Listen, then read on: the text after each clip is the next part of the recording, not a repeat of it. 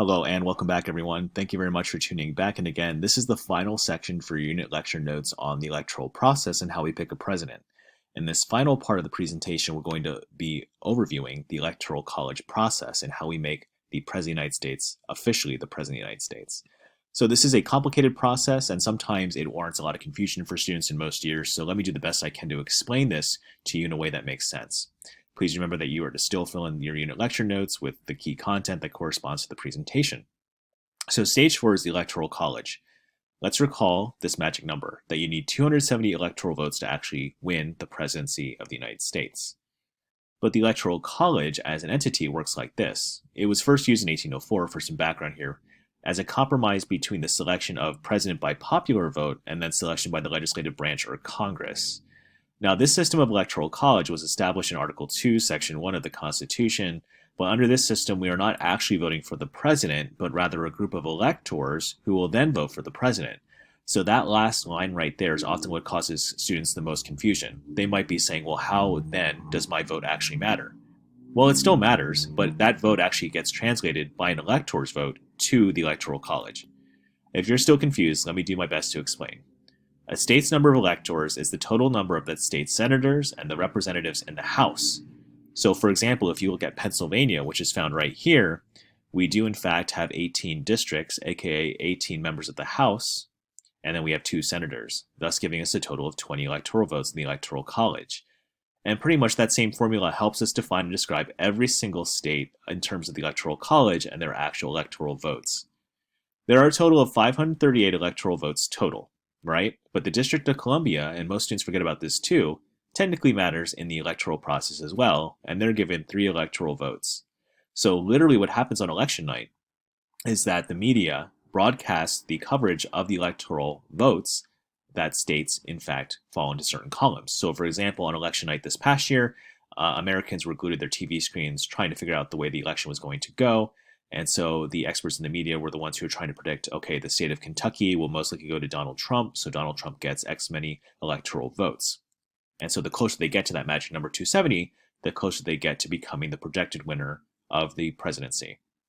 So who are these electors that matter? Electors are individuals selected in each state to officially cast the state's electoral votes. They're really important.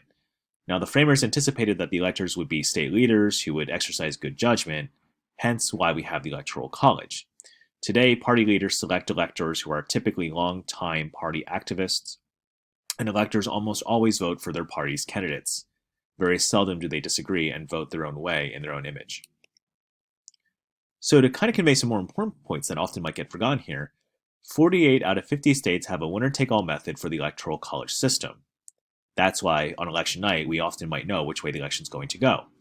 In order for a presidential candidate to win all the electoral votes of a state, a candidate must win a majority of the popular vote. And in this way, this helps us understand how the election might go. Please be advised that 2 states are different and can divide up their votes based on congressional districts. These states are Nebraska and Maine, as depicted here.